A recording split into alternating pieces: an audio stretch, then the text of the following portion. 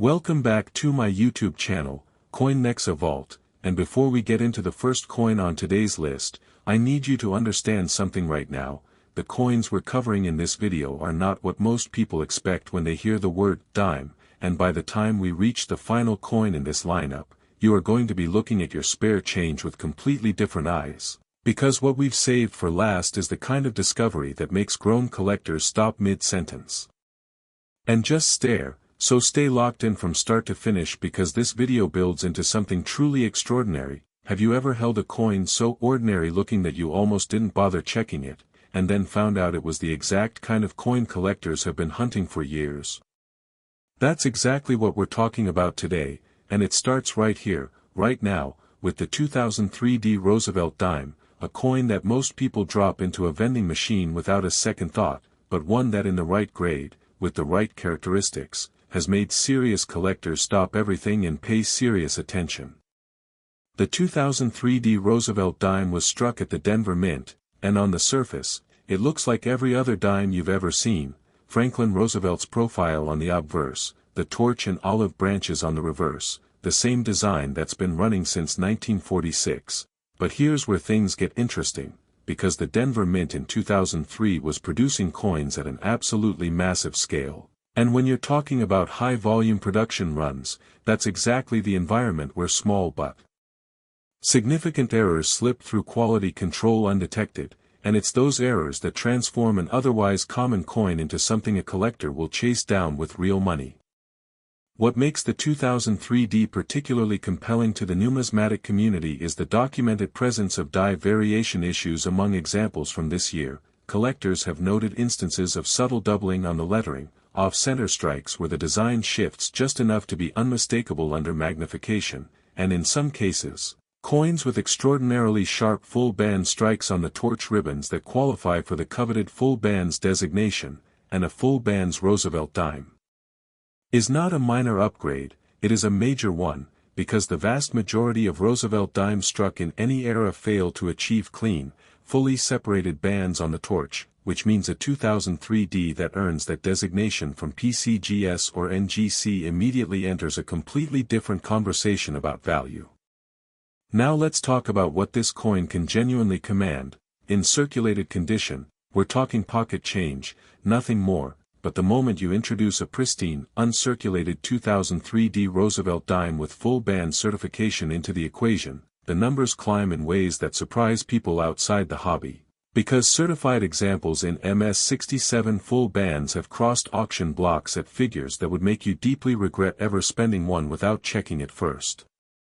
Picture this: someone sitting at a coin show in the early 2010s, working through a bulk lot of late-era Roosevelt dimes they bought for almost nothing, and somewhere in that pile, beneath dozens of ordinary coins, is a 2003 with surfaces so clean and strikes so sharp that when they hold it under a loupe, their hands actually start to shake. That's the moment this hobby lives for. And that moment is 100% real for the people who experience it.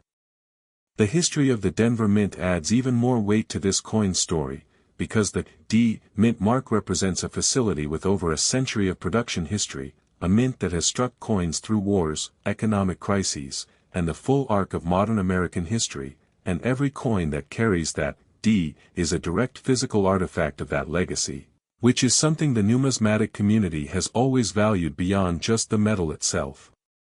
The 2003 Roosevelt dime is also notable because it sits in that interesting modern-era window where collector populations are still being established, meaning the true rarity of top-grade examples is still being discovered, still being documented, and that uncertainty is exactly what drives the kind of obsessive searching that defines serious coin collecting. And the most important thing I can tell you about this coin is also the most important thing I can tell you about every coin we're covering today. The value isn't in the date alone, it's in the condition, the grade, the certification from a trusted third-party grader like PCGS or NGC, because a 2003 in your pocket is just a dime, but a 2003 in a MS-67 FB slab is something collectors will compete over, and the difference between those two versions of the same coin is the entire story of numismatics. So before you spend your next handful of change, check the dates, check the mint marks, and if anything looks sharper or cleaner than usual, get it looked at, because the next coin on our list today takes everything we just talked about and turns the intensity up to a level you're genuinely not ready for yet.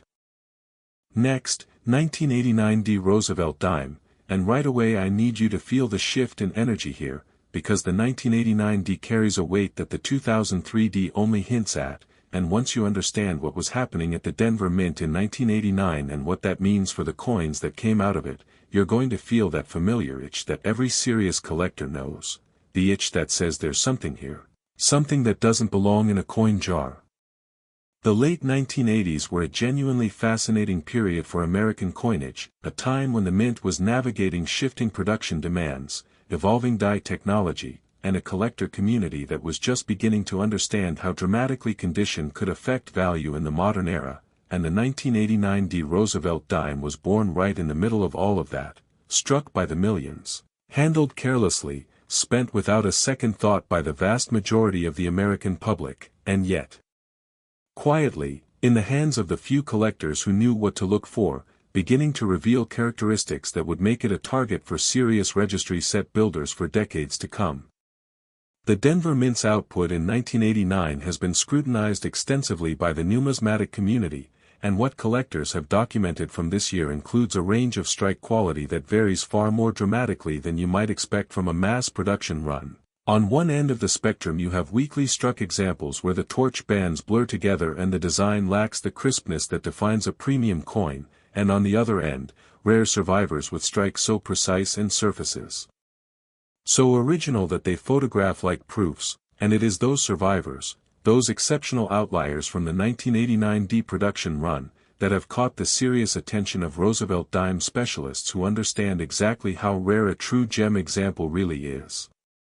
What makes the 1989 D particularly compelling from an error standpoint is that collectors have documented instances of die-related anomalies from this production year that go well beyond normal manufacturing variation, subtle but unmistakable doubling on the date and motto, repunched mint marks that show clear secondary impressions under magnification, and in the most extraordinary cases, coins with dramatic off-metal characteristics that raise immediate questions about what exactly happened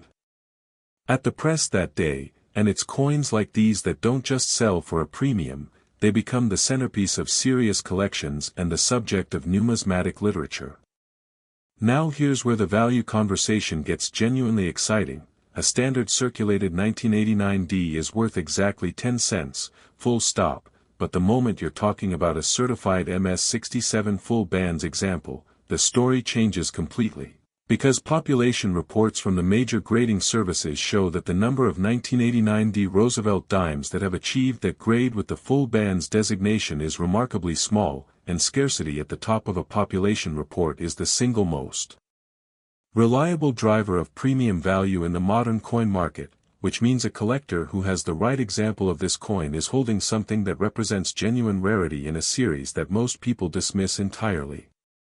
Imagine a scenario, and this is the kind of thing that happens more than people realize, where someone inherits a small collection from a relative who was casually saving coins through the 1980s, not a serious collector, just someone who set aside coins that looked nice. And tucked inside a plain flip with no label is a 1989 D Roosevelt dime with original mint luster so complete and surfaces so clean that when a dealer at an estate sale picks it up and tilts it under the light, he immediately sets it aside from everything else. That's the moment this coin has been waiting for, that's the recognition that transforms pocket change into numismatic significance. The Roosevelt Dime series as a whole is one of the most underappreciated collecting areas in American numismatics, partly because the coins are so common in general and partly because most people never develop the eye for what separates a mediocre example from an extraordinary one, but the collectors who do develop that I understand that gems in this series are genuinely hard to find, and the 1989 D is one of the dates where that difficulty is most pronounced, making every confirmed high grade example a small event in the community. And just as with the 2003 D, the critical thing to remember is that condition is everything. The difference between a coin worth 10 cents and a coin worth serious collector money is entirely about grade, surface preservation, and certification. So if you have any 1989 D dimes that have never been spent, never been cleaned, and still have their original surfaces intact. Treat them with care and get them evaluated, because you might be sitting on something far more interesting than you realize. But hold on, because what we just covered, as genuinely compelling as it is still just the warm-up for what's coming next, and I promise you, the next coin on this list is going to hit differently. Next, 1980 Roosevelt Dime, and now we are stepping into territory that makes even experienced collectors sit up straighter, because the 1980 Roosevelt Dime comes from a year that was genuinely turbulent for American coinage, a year when the entire economics of metal and money were being tested in ways that hadn't been seen in decades. And that context adds a layer of historical drama to every coin that came out of the Denver Mint that year. 1980 was the year of the legendary silver spike. Precious metal prices went absolutely wild. Silver briefly touched nearly $50 an ounce in the Hunt brothers' infamous attempt to corner the market, and the ripple effects of that chaos touched every corner of the coin world, reminding the public that coins weren't just currency. They were connected to real commodity markets and real historical forces in ways that most people never stopped to consider, and the 1980 Roosevelt Dime exists right in the middle of that electric moment, a small coin produced during one of the most dramatic years in the modern history of American money. The Denver Mint in 1980 was working under significant pressure, production demands were high, and the conditions that create error coins and striking anomalies were very much present, and what the numismatic community has documented from this year's output includes some genuinely fascinating material. From dramatic die cracks that spread across the obverse in patterns that make every affected coin completely unique, to full-on die caps and brockage that represent the kind of catastrophic mint malfunction that produces coins unlike anything ever intended to leave the facility. But even setting aside the dramatic error world, the 1980 Roosevelt Dime presents a compelling case in the premium uncirculated grades, because the population of certified gem examples with full bands in the highest mint state grades is tighter than people expect. The combination of heavy circulation loss from this era, the common practice of bank rolling and spending these coins without a second thought, and the relatively low survival rate of truly pristine examples means that a certified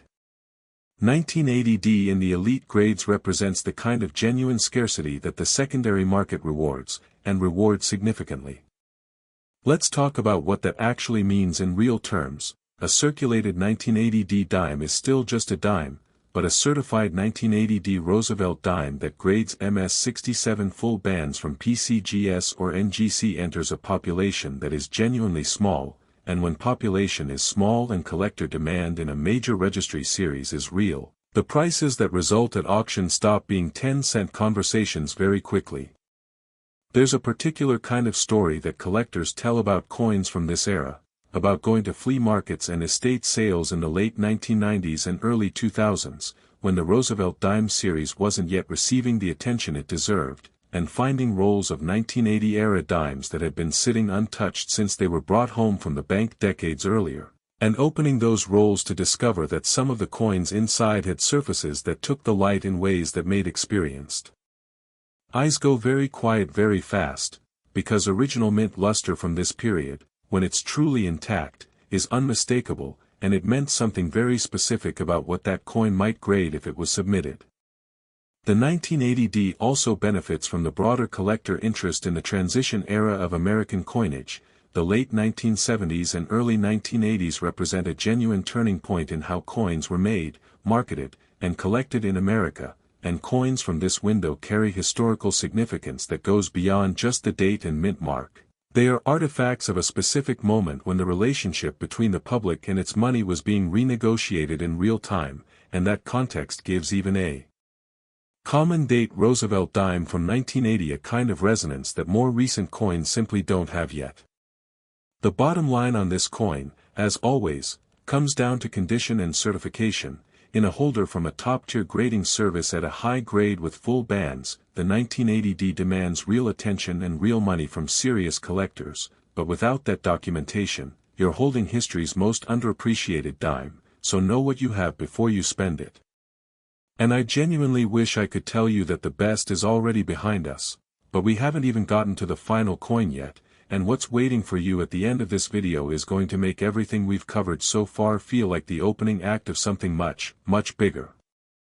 Next, 1968 D Roosevelt Dime, and this is it. This is the grand finale, the coin that we have been building toward this entire video, and I need you to feel the full weight of what we're about to talk about, because the 1968 D Roosevelt Dime is not just another date in the series, it is a coin that sits at one of the most dramatic fault lines in the entire history of American coinage. A coin that represents a moment of genuine transformation that changed the way collectors think about dimes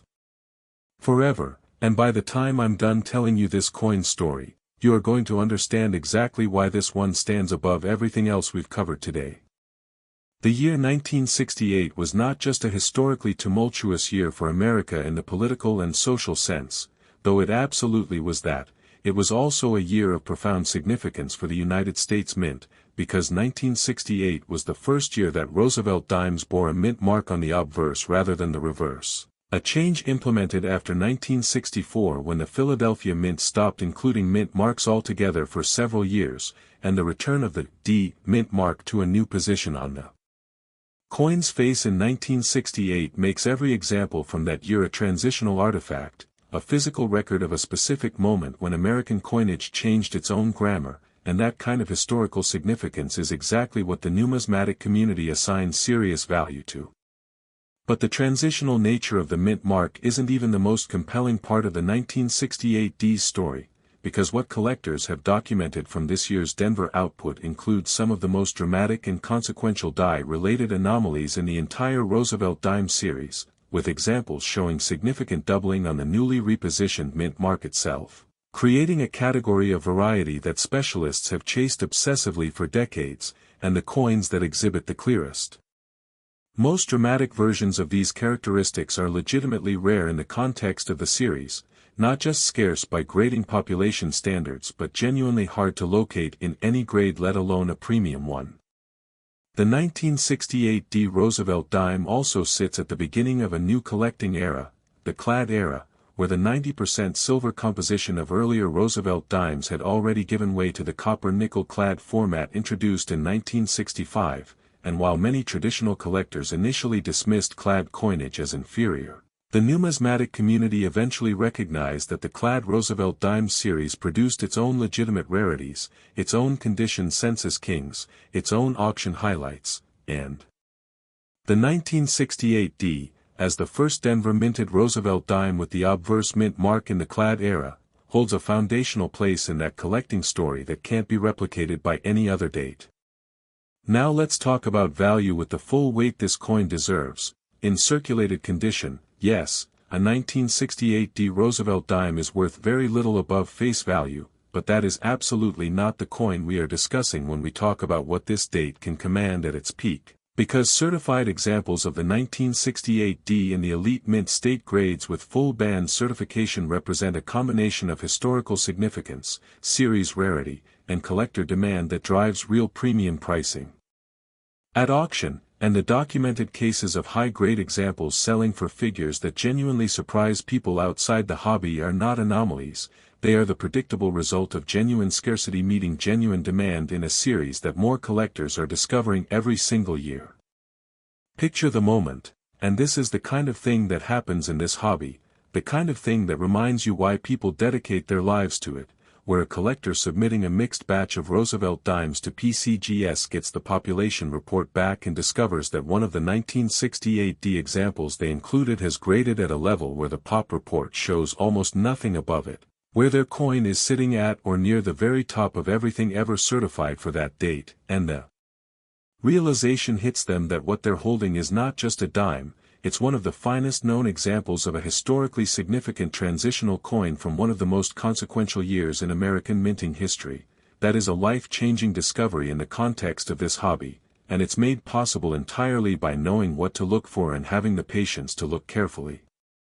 The 1968 D Roosevelt dime also benefits from the increasing sophistication of the Roosevelt dime collector community, as more serious numismatists turn their attention to this series and begin building registry sets with genuine competitive intensity. The demand for top pop and condition census examples of key dates like 1968 D grows steadily, And growing demand meeting stable or declining supply is the most reliable recipe for increasing value in any collecting market, which means the window. To acquire significant examples of this coin at reasonable prices may well be closing.